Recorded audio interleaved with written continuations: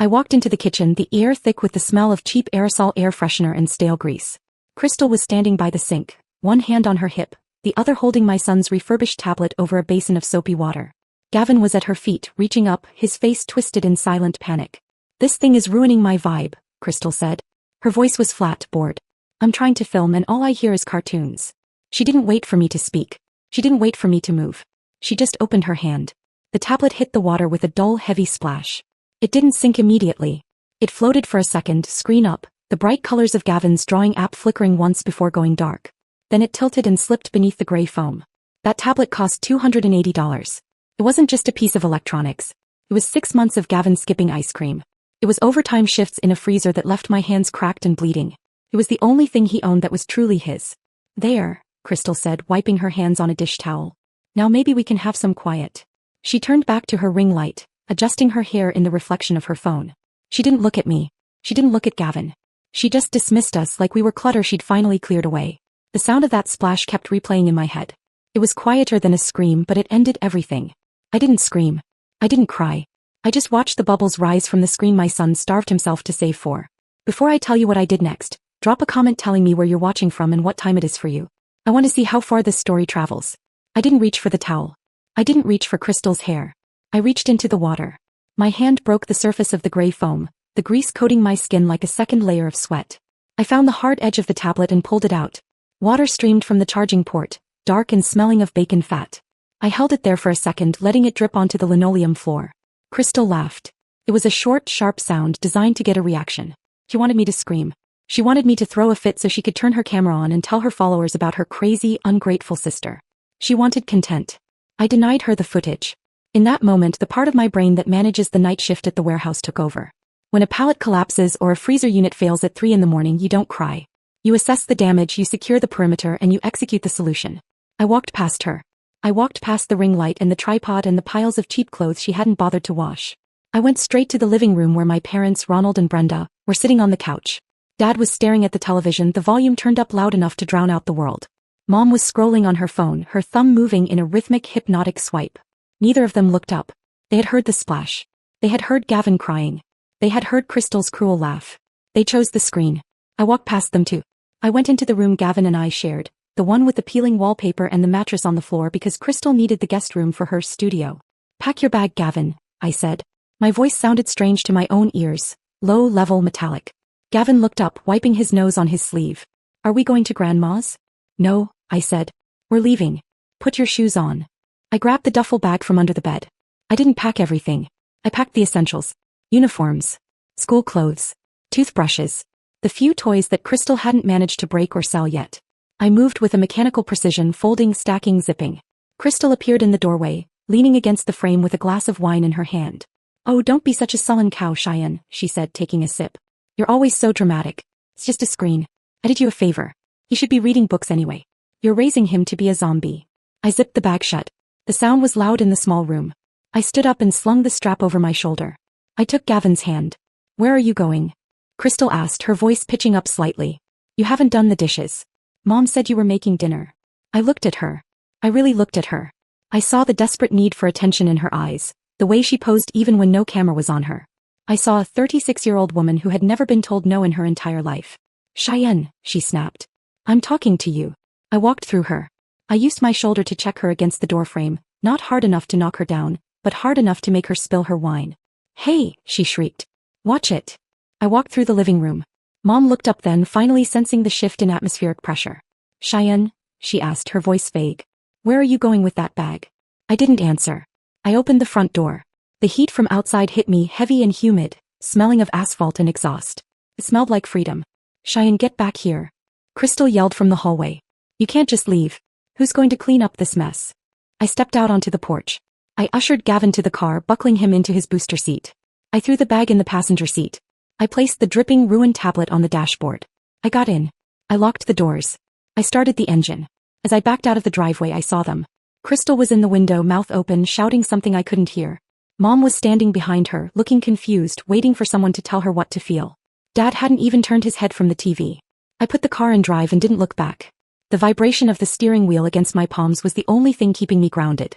I drove until the suburban sprawl turned into the flickering neon of the highway exit strip. $280. To Crystal, that amount was a pair of knockoff sneakers or a bar tab she'd stick someone else with. To me, it was math. It was $14 an hour. It was 20 hours of overtime in the deep freeze, where the air is so cold it feels like inhaling broken glass. I looked at the tablet sitting on the dashboard. The screen was black, the casing still slick with soap. That tablet was 6 months of saying no to Gavin when the ice cream truck came by. It was 6 months of skipping my own lunch so I could put $5 in the jar hidden behind the cereal box. It was the only thing I had ever bought him that was brand new, not a hand-me-down, not a thrift store find. It was his ticket to a world where he could draw and create and escape the shouting match that was our daily life. And Crystal had drowned it because she wanted quiet. We checked into the Motel 6 off the interstate. It wasn't luxury, but it had a locking door and no one screaming my name. Gavin sat on the bed, quietly coloring on the back of a receipt with a pen I found in my purse. He was so used to making himself small. I sat in the plastic chair by the window and pulled out my phone. My notifications were already stacking up. Not apologies. Not concerns for where we were sleeping. It was a notification that Crystal was live. I clicked the link. There she was, bathed in the artificial glow of her ring light. She had changed her shirt and reapplied her lip gloss.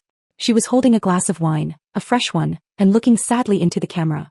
It's just really hard, she was saying, her voice trembling with practiced fragility. When you're trying to build an empire, trying to elevate your family, and you have people around you who are just toxic. My sister literally stormed out today because I asked for a little professional courtesy while I was filming. She dragged my nephew out into the night just to make a scene. It's jealousy, guys. It's pure jealousy. Comments were rolling in. Stay strong, queen. Haters gonna hate. You don't need that negative energy. I watched her face. I really watched it. For years, I had looked at Crystal and seen confidence. I had seen someone who felt entitled to the world because she truly believed she was better than us. I had felt small in her shadow. But tonight, sitting in a cheap motel room with clarity cold in my chest, I saw something else. I saw the desperate way she checked her reflection every 3 seconds. I saw the way she clutched that wine glass like a lifeline. It wasn't confidence. It was compensation. Crystal didn't have a job. She didn't have a car in her own name. She didn't have a single asset to call her own. Her entire persona was a costume stitched together from lies and my parents' credit. This is the delusion of the empty wallet. When you have no value of your own, no skills, no discipline, no achievements, you have to destroy the value of others to feel significant. She didn't break the tablet because it was loud. She broke it because it was real. It was something earned. It was a tangible proof of work and love, 2 things she was incapable of producing. She was a parasite convincing the host that it was an honor to be bled. I closed the app. I didn't feel angry anymore. Anger implies you expect better. I felt clinical. I felt the way I feel when I look at a pallet of expired inventory that needs to be written off. Crystal wasn't a sister. She was a liability. And it was time to audit the books. I didn't leave a comment on Crystal's video. I didn't text mom back. I didn't engage in the public theater they were so desperate to drag me into. Instead, I opened my laptop. The motel Wi-Fi was slow, buffering the connection like it was thinking about quitting, but I was patient. I had spent years managing inventory logs and tracking shipments. I knew how to look at a mess of numbers and find the story hidden inside them. If Crystal was a liability, I needed to know the extent of the exposure. I started with myself. I logged into the credit bureau, my fingers flying across the keys. There was a knot of anxiety in my stomach, a cold, hard stone of fear. I had lived in that house. My mail went to that house. My social security card was in a firebox in the hall closet. The page loaded. 780. Excellent. I let out a breath I didn't know I was holding. My credit was clean. Crystal hadn't touched me.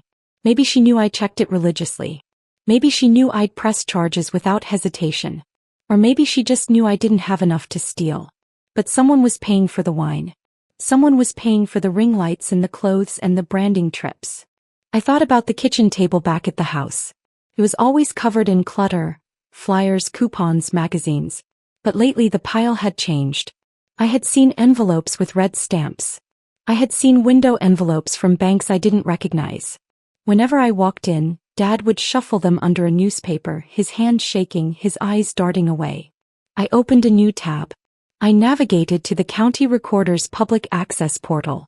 Information is public if you know where to look. Property taxes, liens, deeds. It's all there waiting in the digital archives for someone who cares enough to look. I typed in my father's address. The house I grew up in.